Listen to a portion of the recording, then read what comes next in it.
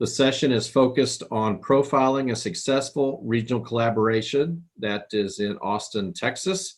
I'd like to thank Gary Farmer, president of Heritage Title Company of Austin, for joining us to share more about Opportunity Austin and how having shared goals is contributing to the region's success. So welcome, Gary Farmer. Thank you, Bob. Proud to be with each and all of you today. Thank you. We're looking forward to visiting Austin in 2021. As you well know, working with Linda and Andy in the past, we were hoping to be there in 2020, but we're going to make 2021 the year. Well, that'd be great. Let me just say a word to Linda and Andy. They have been fantastic to work with, and I wish you all were here today. It is a beautiful day in Austin, Texas, but we'll arrange the weather for you. Just give us a little advance notice. We will, don't worry. So this is going to be a preview discussion about one of the top issues we hope to profile during the visit, and that is a successful regional collaboration. So let's get started talking about Opportunity Austin. You bet. So I'm going to just let the audience know, I'm going to just ask a series of questions, and hopefully we'll cover the topics. As you know, you can send in a chat request, and many of those get forwarded on to me. So let's just begin with the first question. So can you share background on what led Austin to focus regionally on economic development? So that'd be the first question. And with that, were there crisis points that were catalysts for the collaboration? I mean, what was the flashpoint that made this happen? You bet, Bob. So let me provide a little background, which will not surprise you, I don't think. So Austin, over its history, was a classic state capital, big university, slightly left of center, politically leaning community. And as a result of that, economic development was really a laissez-faire, a hands-off exercise. If it happened, people were happy. If it didn't happen, people were happy. And as a result of that laissez-faire attitude, we had over the arc of our history a fairly lumpy, if you will, economic cycle. Austin is a great place. Central Texas is a wonderful place. People come to the university from all over the world. They fall in love with Austin. They stay if they can. So that attractiveness allowed us to rise to really high heights, only to be followed immediately by devastating downturns. And so we were up and down and up and down. And so it was hard to plan. It was hard to execute a business strategy. And so in the what most people call the tech wreck or the dot-com bust of 2000 to 2002 or 3, if you're looking for an exact catalyst for us to change our behavior, that would be the flashpoint in time. During that period, Austin, again, devastated, if you will, economically. We lost about 40,000 jobs, and not just any old jobs, but our very best jobs. We had, during the late 80s and through the 90s, we had developed a high-tech economy. The semiconductor was really the leader there. And the jobs that we were lost were related to that sector, the semiconductor and software jobs, so our best paying jobs. The city of Austin, as an example, lost in 2 budget cycles about $150 million of ad valorem tax receipt. So they had to cut back on providing basic services, mowing the parks, filling the potholes, keeping the libraries open, etc.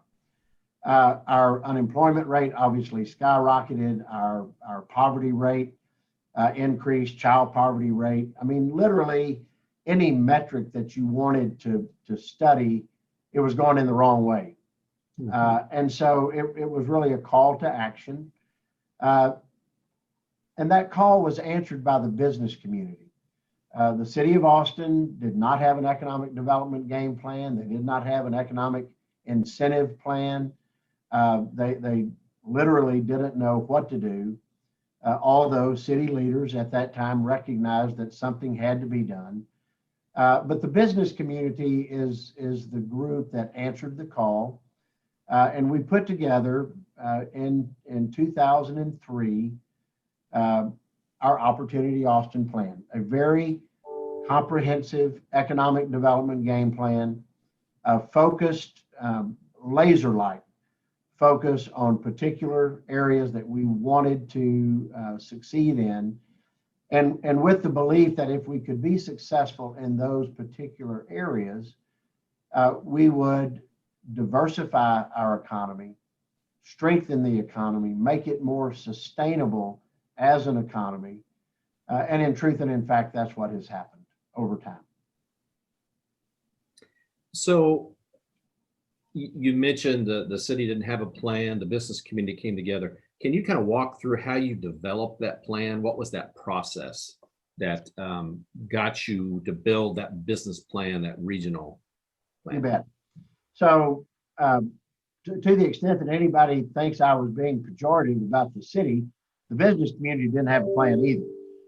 And I'm not sure we knew exactly what we needed to do.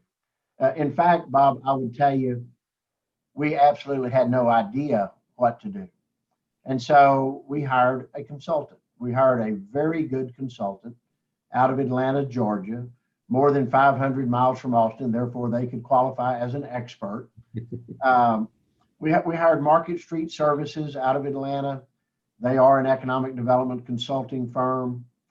Mac Holliday is the CEO, and Mac has done excellent work all over the country, but particularly in the Southeast. We hired Market Street to guide us through a process. Market Street came in early 2003, and there were 4 component pieces that they developed for us, all of which were critical to the success of the overall program. Number 1, Market Street did an economic and demographic profile of Austin and Central Texas. And let me say quickly that while our name or the title of our program is Opportunity Austin, we are not Austin-centric in our approach. We are a regional approach. There are 17 different cities in our 5-county region. That is our official statistical MSA. And so Market Street came in and did an economic demographic profile of our 5-county MSA. Candidly, Bob, we didn't really know who we were. I mean, we didn't know necessarily what the ethnical makeup of our community was. We didn't know what the graduation rates were. We didn't know what skill sets we had embedded in our populace. And so that was a very critical piece for us to understand, in fact, who we are. Then the second thing that Market Street did was a comparative or a competitive analysis. Austin versus fill in the blank, if you will. They took cities that they believed, based upon our economic and demographic profile, our workforce strengths and our weaknesses, and compared us to like-kind cities. And my recollection in that first study, we were compared against Phoenix, Portland, Nashville, and Raleigh-Durham, as I recall. And so it gave us a sense of where we would rank and how we would compete with at least those cities. And that also was a really nice piece of the puzzle. Then thirdly, they did goals and objectives. This is what we think you should aspire to. This is what we think you could accomplish. So these are your targets, if you will, goals and objectives. And then finally, the fourth piece, also critical, was the strategic initiatives, the implementation strategies. If you want to achieve these goals and objectives, these are the strategies that you should pursue. And so with those 4 component parts, we had a plan. We then took the plan at the chamber. We took the plan and we costed it out. We do our Opportunity Austin planning in 5-year increments. So as we talk today, we are concluding the second year of our fourth 5-year increment, or the 17th year of execution of this particular program. We took that initial 5-year program and costed it out over the 5 years. What would we need to do to implement all of these various things? And it was an $11 million execution budget over the 5-year period. Now, the only problem with that, Bob, is the Chamber of Commerce had never raised more than about $4 million. And so it looked like a really significant task, to say the least. But along the way, as we were developing each of these various pieces, we included the community, the greater community, not just the business community, not just the insiders at the chamber. We included interest groups that were very divergent from what we were. We included the radical environmental groups. We included the conservationist groups. We included the arts groups. We included the healthcare groups. We included the elected officials. And I don't mean just a few. With Market Street's help, we did outreach. We did surveys. We did focus groups. We did sessions where people could really weigh in and give us their thoughts and ideas, give us their objections, by the way, to what we were thinking we were going to do. And so all along the way, we were open and transparent. We pledged that if we could raise this money and implement the program, we would be totally transparent and absolutely accountable to our investors. And because of that, against an $11 million target, we raised a little over $14 million in that initial, because people, number one, they were looking for a reason to buy in because they knew we had to do something with this economy. But I think they were then comfortable to buy in because they understood what we hope to do in the areas of business recruitment and attraction, new businesses coming to the region, business retention and expansion. How do we amplify hopes, dreams, and aspirations of our existing companies on the top side? Or how do we mitigate problems, concerns, and obstacles as a lobby group on the downside? They knew that we were going to be focused on educational attainment of our young people. We had to keep kids in school. We had to get them to graduate and then hopefully find ways to encourage them to matriculate to post-secondary education.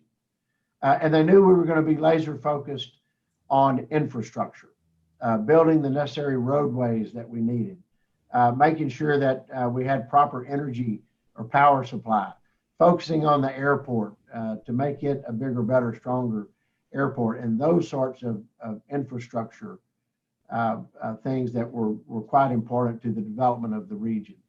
And so that's how we got the plan. And let me just say a word about a plan. By definition, a plan is a stack of inanimate papers. A plan will do nothing for Lexington. A plan will do nothing for Austin or anywhere else unless and until the responsible parties breathe life into that plan, embrace and engage with that plan, execute as flawlessly as possible, understanding you're going to stub your toe along the way. And when you do stub your toe, you pick yourself up and dust yourself off, and you go right back to work again. So the fact that Austin has had tremendous success with this plan is really a tribute to the business community who has funded the plan, the business community who has rolled their sleeves up and gone to work each and every day to make sure that we carry out the plan, to be thoughtful and creative and innovative along the way, and understand that the plan can't be constant or static. It has to change. It will, by definition, change over time in myriad of ways. So if that's a long-winded answer to a short question, I hope I did it justice. Oh, I'm telling you, fascinating. Let me go back to something. I'm not sure why it's sticking in my mind here, but at the very beginning, was it a person or two? You keep talking about we, but was there a person or two that really got their hands around this, that quite frankly made this, gave it credibility to go forward?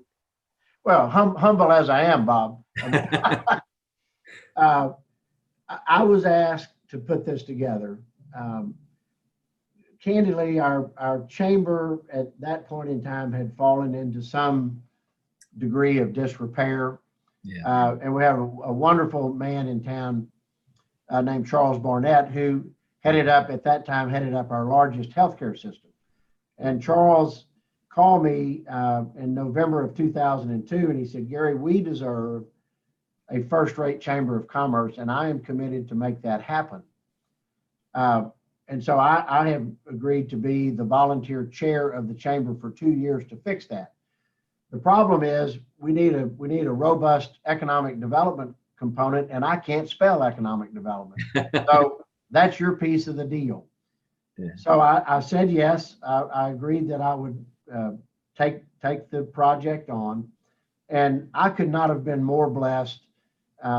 I did have some preconditions, by the way. I had some conditions precedent with Charles, and one of those was to meet the incoming CEO of the chamber, who happened to be a fellow named Mike Rollins, who we recruited from Nashville. Mike retired earlier this year after a phenomenal career here in Austin. Mike Rollins should get the vast majority of the credit. So Mike and I started together. We collaborated and conspired and interviewed the consultants, picked Market Street. So then you had Gary and Mike and Mac Holliday. And then very quickly, we recruited some of our very best business leaders. So yes, I happen to be the guy that started it, but truly it was a collective effort. It was a we effort, not a me effort. And we just legitimately had probably 15 to 20 different business folks that weighed in, and that gave us credibility. I mean, the fact that a Pete Winstead at the Winstead Law Firm would be engaged, the fact that Tim Hendricks at Cousins Property would be engaged, and so on and so forth. These were business community leaders. Yeah. And so others started to pay attention, and then I've described the process that was open and transparent, and so that's how it happened. Well, and the reason why I brought that up, not to embarrass in any way, I just wanted our group to know the role that you played and how significant that role was. And as you're talking through this, this is not things that you picked up over time or were just asked, but this is kind of that foundation that you, and Mac Holliday, great guy, his firm, they do incredible work. So you had a lot of investors. This was $11 million. You raised 14. So how did you measure ROI for those investors? How did they know they were getting what they had committed to? Sure. So a couple of different ways. Number one, let me be quick to say, this is not a leads program. No investor was promised a lead or a deal or absolutely not. This was focused on the whole of the economy. We did reach out to a professional named Dave Rieger with Rieger Associates in Denver. Dave does economic models. And so we had, through the plan, we had some big goals that you could succinctly state. I mean, it was the one-story elevator ride pitch. We want to create 72,000 new jobs. We want to recruit 100 new companies, and we want to create 2.9 billion of new wage, primary wages coming from out of the community, deposited here, and then I'll let you choose your favorite economist and their multiplier effect. So with those three things, Dave Rieger created an economic model, and he says, if you're successful with these, this is what it will do to your economy. And we actually use that piece as an effective fundraising piece. So as an example, one example, if you do these three things, Dave Rieger says, you will create this much in bank deposits. Let's just say it was $5 billion. I don't remember what it was. So with that, we went to all the banks because we didn't have any money to execute the program. We went and said, all right, Mr. Banker, we're going to create 5 billion of new ways. Now your market share is 10%. So you're going to get 500 million of new deposits if you just perform at your current level. And based on that, with your earnings credits, you're going to make X amount of money. And we want you to invest a little bit of that so that you can be sure to get that extra amount of money. And you could do that with the home builders or the multifamily developers or the office developers. You know, we're going to need, if we create 72,000 new jobs at an average of 250 square feet per employee, we're going to need this much new office space or this much new warehouse space, et cetera, et cetera. So that was a specific measure of ROI that people could look at and consider. Yeah. But on a broader scale, we were telling people we're going to create an economic environment that is robust and vibrant. And it's your job. It's your job to go get your piece of that increased economy, that additional economic activity, irrespective of what you do. And it's, by the way, it's going to benefit the biggest of these and the least of these, because there's going to be more money in the system. Wealth will be created, jobs will be created, and people bought into that. And now with nearly the 17-year benefit of look back, I mean, over that time, Bob, we've created over 450,000 jobs on a cumulative basis over the 17 years. That's like a 67% cumulative job growth rate, 67%. That makes Austin, Texas, the most prolific creator of jobs in America. Out of the top 100 MSAs in the country, the closest one to us is Orlando, Florida, at about 42 or 43%. So we've got a 20+ point premium in terms of job growth. We've recruited over 650 companies. We've helped over 1,200 companies expand. We've helped over 100,000 high school students receive over $1 billion of aid so that they could go on and pursue their dreams of higher education. It's increased the percentage of high school graduates going to college in the region by 10 or 11%. And I will tell you all, at the end of the day, the companies that are coming to Austin are coming for one reason and one reason only: workforce, talent, the ability to find it here and or the ability to recruit it here. We've gotten 5 new major roadways approved and into the transportation improvement plan. 2 of those have been built, one's under construction, and the other 2 are prepared to let the contracts. And in addition to that, we just earlier this year earned or won or beat out, or whatever you want to call it, other cities in Texas. Got over $4 billion devoted to Interstate 35 through the center of Austin, Texas. So I think today people, with the benefit of hindsight, can look at each of these metrics and say, wow, we surely must be getting the ROI in the grand scheme of things. Yeah, and I can relate. We can relate with our economic development efforts. That ROI is that very important statement that you have to have for people to know what they're getting for that. And so yes, absolutely get that, and some incredible numbers. Yeah, pretty good. So what were some of the early successes that you felt, you saw, you witnessed that others, your investors, could see? Are there things that come to mind that really stand out? Yeah, let me, So one, and again, I'm sorry, I've not been to Lexington. I should come sometime. Love to see you guys. But our dynamic, Austin, Texas, big city in the region, a lot of smaller communities in the region. Governor Perry used to always describe Austin as the blueberry in the bowl of tomato soup. And that's pretty accurate. So a liberal college town, and the impression in the region was, you guys are nuts. In fact, when we started to raise the money, I said, this can be a regional program. We ought to fundraise regionally. So I went up to Georgetown, Texas, and talked to the mayor of Georgetown at that time, Gary Nealon, and Mel Penland, the head of their chamber, and laid out the Opportunity Austin game plan and asked for their participation. Oh, Mel Penland, he wore a pair of those half moon glasses. He pulled them down. He said, if you think I'm giving any Georgetown money to you liberal guys down in Austin, you're nuts. Well, that went real well. About 3 months in, we received at the Greater Austin Chamber a prospect called Tassus. It's a plastic injection molding company. Well, they weren't going to come to Austin. They were going to locate in the region. And ultimately, it landed in Georgetown.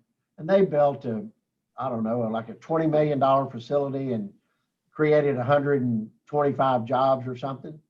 Well, guess what? After the announcement, I saw old Mel Penland, and he's like, we're with you, we're for you. So that early success, Bob, was very critical because it gave the Greater Austin Chamber, and in fact, the city of Austin, some credibility that we were going to be good partners. We were going to be collaborative and reciprocal. And today, all but one of those communities are active participants with Opportunity Austin. We have become the greatest source of leads for Taylor, Texas, and San Marcos, Texas, and Cedar Park, Texas, and so on and so forth. And so we have a very close and reciprocal relationship. Today, when we travel for recruiting purposes, they're invited to go, and they do. And so we have a very, very wonderful relationship now regionally. So that early success was important because it gave us credibility. Another early success, we recruited a Home Depot data center. It wasn't a lot of jobs, but it was about 900 million of tax base. So a pretty big deal. And I earlier said that the city of Austin did not have an economic development game plan or an incentive policy. We had helped them develop an incentive policy, and we used it. For the first time, we used it on that Home Depot data center. And so it was important because it showed that we had a policy, it was a workable policy, and it bore fruit. We were able to bring some jobs, limited, but tax base. And so those were two early successes. I mentioned about the 5 roadways. That was a relatively early success to show that we could work effectively in that arena as well. This is going to sound weird, but I want to mention it because it was so instructive. I mentioned earlier that we didn't really know who we were or what we were. Well, guess what? Neither did America. They didn't have a clue what we were. Yeah. And so early, I think by March of 2004, we had hired a public affairs company to survey the Fortune 500 C-suite of executives. And the preponderance of the respondents believed that Austin, Texas was an oil and gas community. The oil and gas business that we have in Austin is at the filling stations. We're not an oil and gas economy at all, but stereotypical Texas, that's what they thought.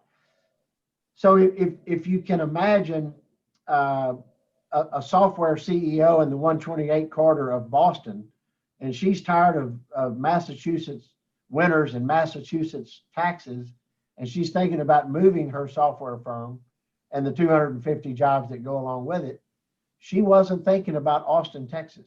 Yeah. So we had to learn that while we thought we were a high-tech town at that point in time, nobody else did. So we had to go educate. And we did a lot of things in those first 5 years with site consultants and with trade shows and with trade publications to get the word out. Well, guess what? Austin, Texas is pretty well known today, and not just nationally, but globally. And so there's just 4 early successes that come to mind. There were a lot of others. along the way, but there are 4. So challenges. I know you just touched on, but just challenges, that things that you ran into that maybe you weren't expecting. So early challenges. Our early challenges really did. We have a very healthy tension in Austin proper, not the region. We have a very healthy tension in Austin between growth and no growth factions. And while I certainly don't agree with the no growth factions, I respect them. And in truth and in fact, they probably made us much better than we would have been left to our own selves. And so they were trying to create a lot of headwind at the city of Austin in terms of developing an economic policy, engaging with the chamber, but ultimately cooler and better minds prevailed, and we were able to overcome that. The biggest obstacle over the continuum that we face and that you will face, or that any place will face, is complacency. I will assure you, Bob, this job is not somebody else's job to do. It's my job and your job and all of those that can hear our voices at this moment in time. Everybody has a role to play. And if they don't play it, then they are being complacent about it. And so when you have the critical success that we have had, complacency is always lurking. And we have to resist that at every step along the way. Our city and our city council and some really good people, but in certain ways they've inculcated that complacency into their policies. They've changed our economic policy from one that worked really well to one that is harder to work with. And I get it. We don't have a deficit in the annual budget. In fact, they typically have excess in the annual budget. And why they don't return it to taxpayers as a dividend, I don't know. But oftentimes they're looking for ways to spend the money. So they're a little more complacent, a little more reticent about recruiting companies because guess what? We've had a little traffic pop up, and some would say we're, gridlocked. We're not.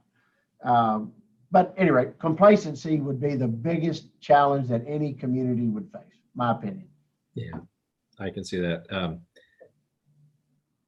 So let's talk about this regional plan. I know you've touched on the success you had when the company went to out in the region. Georgetown. Mm-hmm. Yeah, Georgetown.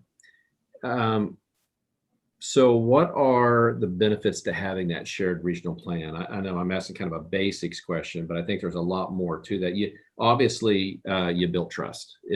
Right. Words mean nothing. It's a beginning, but it's ultimately going to be action. So what were the benefits of building that regional plan? So I like to say, Bob, I like to say it in this way. I like chicken fried steak, but I don't like chicken fried steak every day. Okay. So by having a regional plan with 17 different communities, we have more menu items. If Acme Brick, hypothetically speaking, if Acme Brick called the Austin Chamber and said, we want to build a big old brick factory. Well, guess what? That's probably not going to go in Austin. So we don't want to say, well, thank you, Acme Brick, but that doesn't fit our ethos. That doesn't fit our thoughts and ideas about the kind of business we want to recruit. So go away. No. We say, you know what? That probably doesn't fit in Austin, but man, it would be good in Taylor, or it would be good in Lockhart, and let us help you meet the right people in Taylor or Lockhart. Yeah. Because what we've learned, Bob, is if there's an economic win in San Marcos, Texas, 30 miles south of where I'm sitting, there's an economic benefit. There's an accretive benefit in Georgetown, 30 miles north of where I'm sitting. If Acme Brick comes and locates in the 5-county region, it's going to bring payroll, going to create jobs, going to provide dignity to people. And so there's an uplift there. So having that regional plan is important because it gives us, it allows prospects optionality. But in addition to that, and equally important, is we had to learn how to play the game as a region. You might understand that we're pretty big football fans down here in Texas. And let me tell you, if Cedar Park beats Leander on Friday night in the fall, people are still angry about it in the spring. We had to get over that, you know. In the early days, if a prospect eliminated Round Rock, they'd start chunking rocks at Leander or Cedar Park or whatever. And it took time for us to learn how to play intramurals. And that is to say, we want each and every community, if there's a prospect, you can bet we want each one of them to sharpen their pencil as sharp and finely as they can sharpen it and put forward the most competitive proposal for their city in order to win the deal. But if they're eliminated, they need to fold in behind the city in the region that is still in the running. Because if it goes to Nashville or it goes to Denver or Phoenix or Lexington, there is no accretive benefit in Central Texas. But if but one of us could win it, then there's accretive uplift and we all get to participate. So we have more menu items. We've learned how to display our menu items. We've learned how to serve our menu items.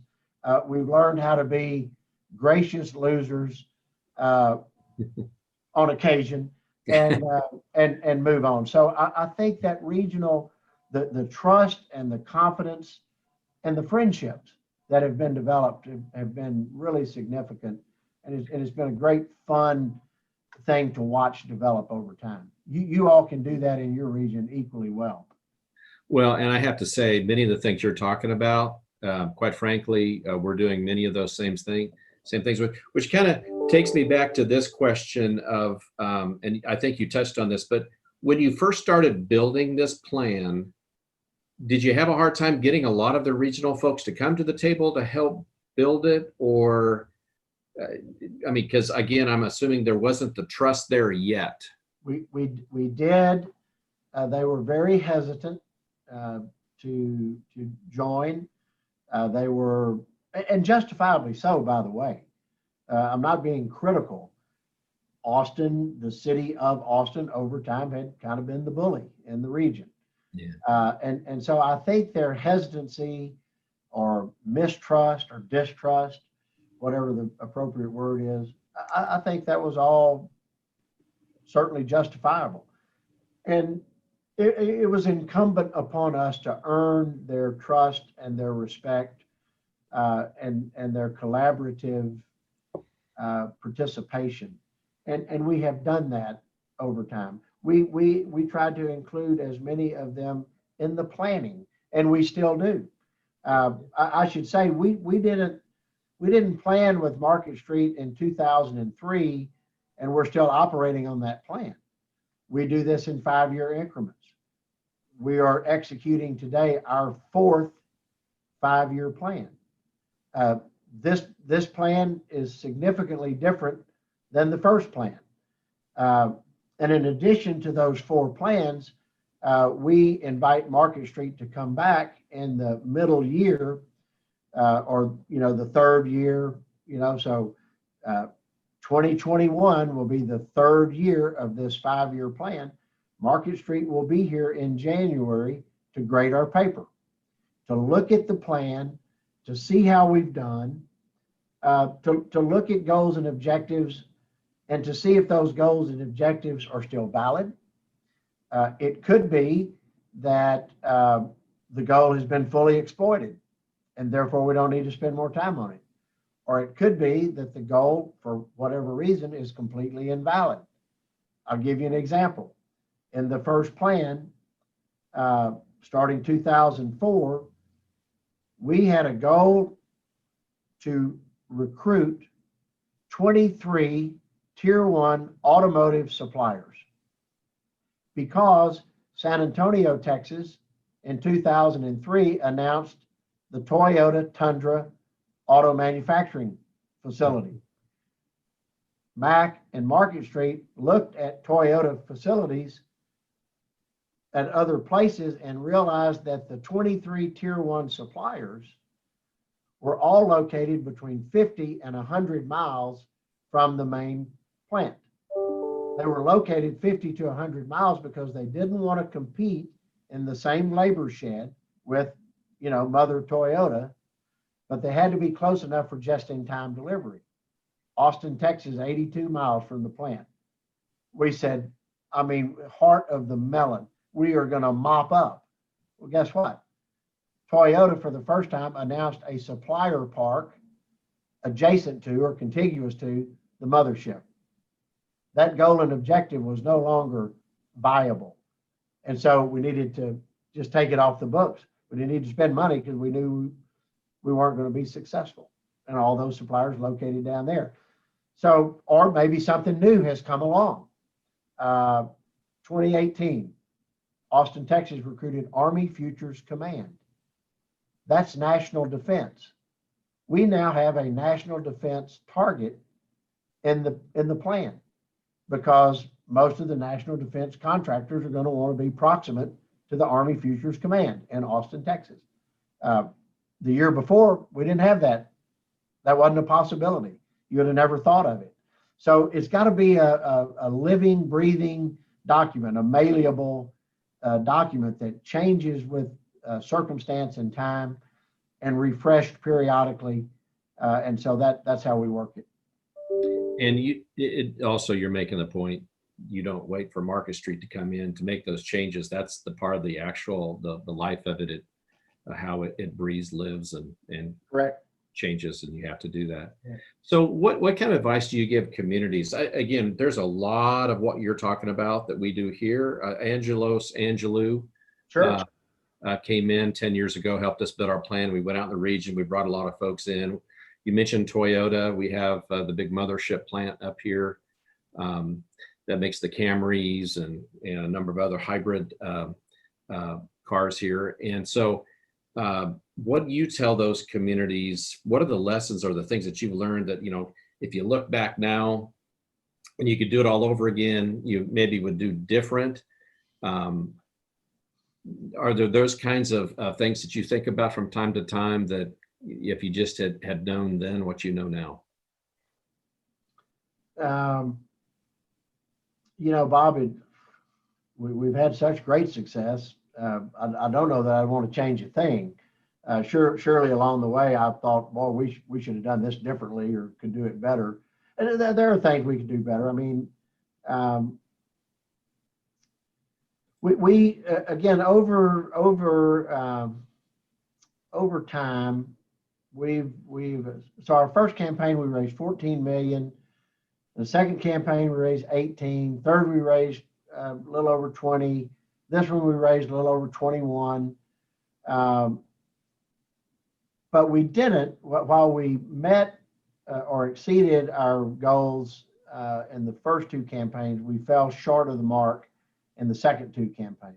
Still, you raised 22 million bucks for a 5-year implementation cycle. That's a lot of dough, and we can do what we need to do, but we could have been more robust had we raised a little more money. So, I probably would try to tweak the fundraising piece a little bit, but we're well satisfied with the approach. Yeah. I'm probably the wrong person to ask. I'm kind of paternalistic. It'd be like talking bad about one of my kids, So. I understand. And sometimes, this is the answer. Other times there's just that one thing that pops out that somebody says, gosh, if we had that crystal ball back then.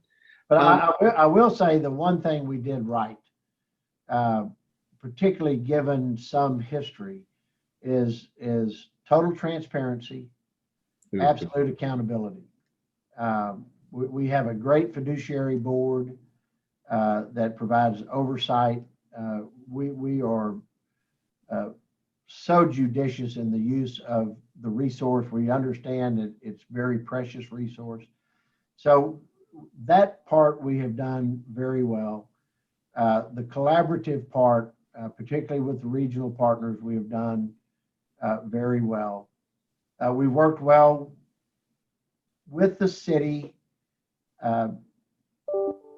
better at times, not so well at other times. We worked very well with the state leadership.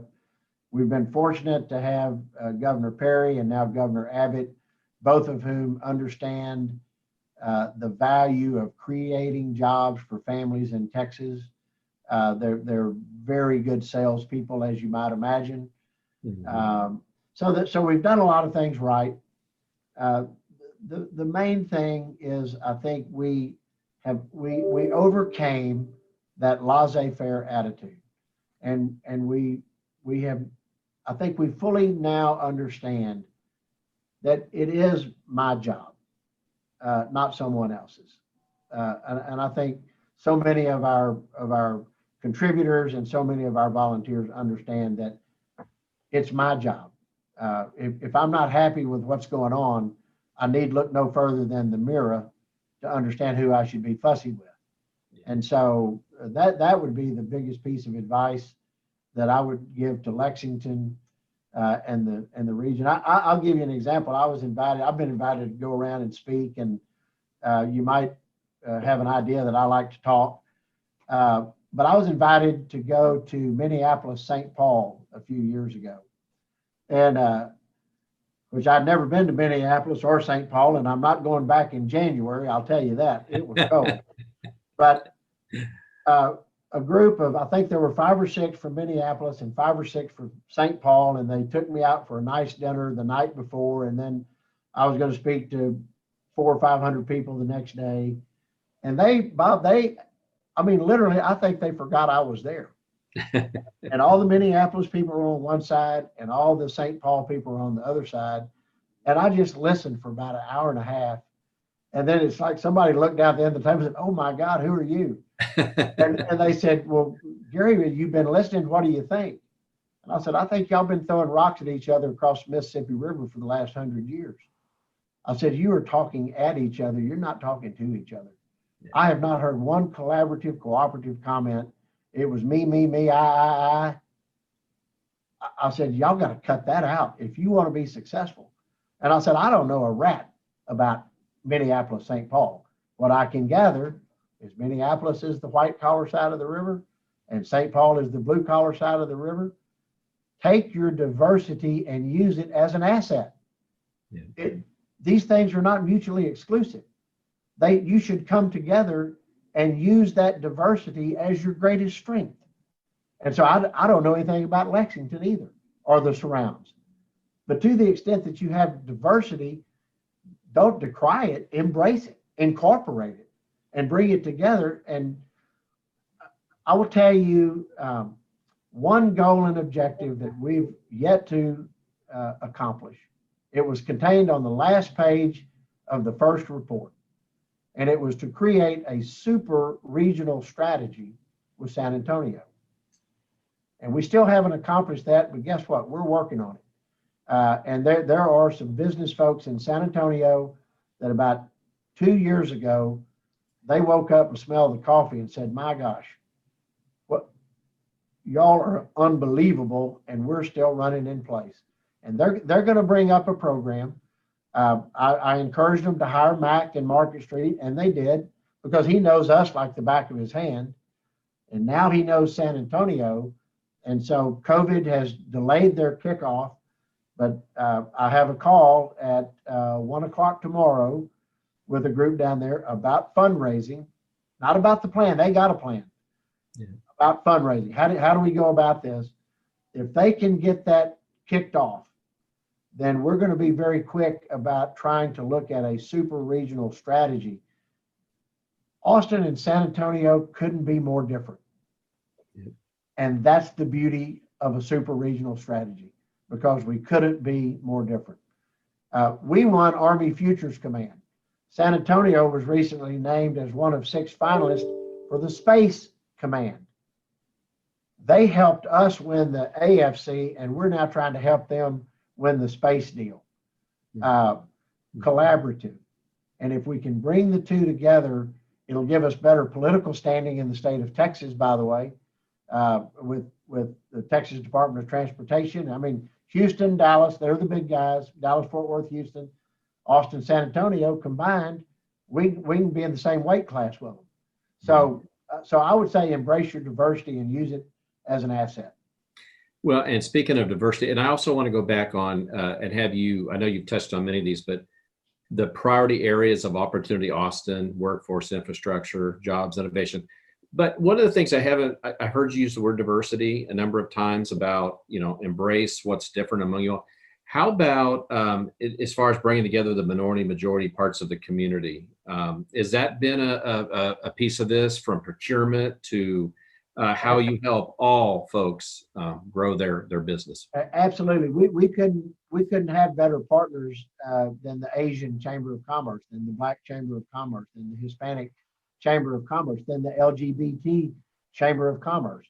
We partner with all of the minority chambers, if you will, because we find great partners there, and we find great businesses there. And so again, when we we're very judicious with the use of incentives. We've only used them about 20 times, really, over this 17-year span. But to be able to go arm in arm with all of the different chambers. You asked me about problems that have arisen. It is a problem, but it's a great problem, sort of. And we've created this really high octane economy based on high tech and now life sciences and Army Futures Command, national defense. And so we've had an ever growing disparity between haves and have-nots. And that was an unintended consequence. And so we are trying in every way possible to look at and recruit industries that do not require the same degree of educational attainment. We want to create jobs for everybody in this community. I mean, our tagline is jobs for families, return for taxpayers, accountability for corporations. And so having the ability to partner with the various chambers representing constituencies here in town has been tremendously important and incredibly fun as well, because you meet new folks and you have a chance to work with new folks, and you realize they got a ton to offer, a ton. Yeah. Again, focusing, we probably spent more money in the educational arena on the Austin Independent School District. That's the inner city school district, and it's a good one. I mean, half of my social friends send their kids to Austin High, a public high school. George Bush sent his girls to Austin High. Rick Perry sent his son and daughter to Austin High. But a lot of the elementaries and a lot of the other high schools are more minority oriented, more at-risk kids. We have tried to do so many things there to uplift those kids, because that's our future. Austin will be a minority majority city in the not too distant future. And so having an understanding of all of the different constituencies and ethnicities is important, and working together is beyond important. So yeah. Absolutely.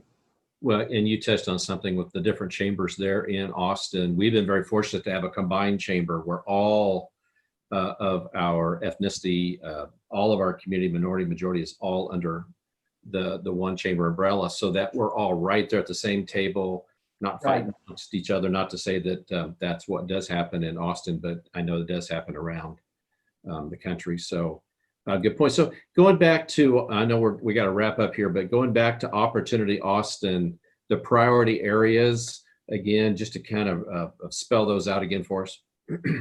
Recruitment, attraction of new businesses and new industries. You saw recently we attracted a Tesla manufacturing plant. Yes. Yeah. We didn't recruit a company. We recruited a company. We got an industry because the suppliers and others that are necessary for Tesla to be successful. So we're very lucky. Recruitment, attraction of new industries, new companies to town. We spend about 36-7% of our budget on that activity. Retention and expansion of existing employers in town. Statistically, 80% of the jobs created in Lexington or Austin or San Diego or Milwaukee are going to be created by companies that are already there. So you better well pay attention to them. And as I said earlier, I describe it as how do we amplify hopes, dreams, and aspirations on the top side, and how do we mitigate or eliminate problems, concerns, and obstacles for our existing companies on the downside. We spend 12 to 13% of our budget in that area. Educate these precious young people.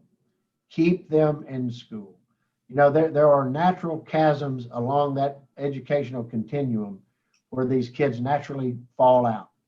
And we need to be very mindful of that, but we need to keep these kids in school. And what we found was many of them wanted to go and were well qualified to go to post-secondary education, but mom and dad or mom or dad, they just didn't have the resource to send them. And so understanding that and putting a program in place, wasn't an original program, by the way. We do what we call financial aid Saturdays, where we've trained up volunteers in all of the school districts in the 5-county region. And we host, at the junior level, we host workshops to help them fill out their Texas Common Application for college, as well as their FAFSA forms to see, make sure they can get the financial aid. And it's been revolutionary. We spend about 30% of our budget there. And then the infrastructure is the fourth big piece. And we spend about 13 to 15% of our budget there. We keep a little money each year held back. We call it an opportunity fund. It's for things not in the plan, opportunities unknown or unimagined. But when they come along, they're important. I'll give you a quick example. Austin had 0 international flights. We were desperate to get a European flight. And we worked really hard, and we finally got 2 that were considering it. And ultimately, British Airways stepped forward and they want to do an Austin to London flight.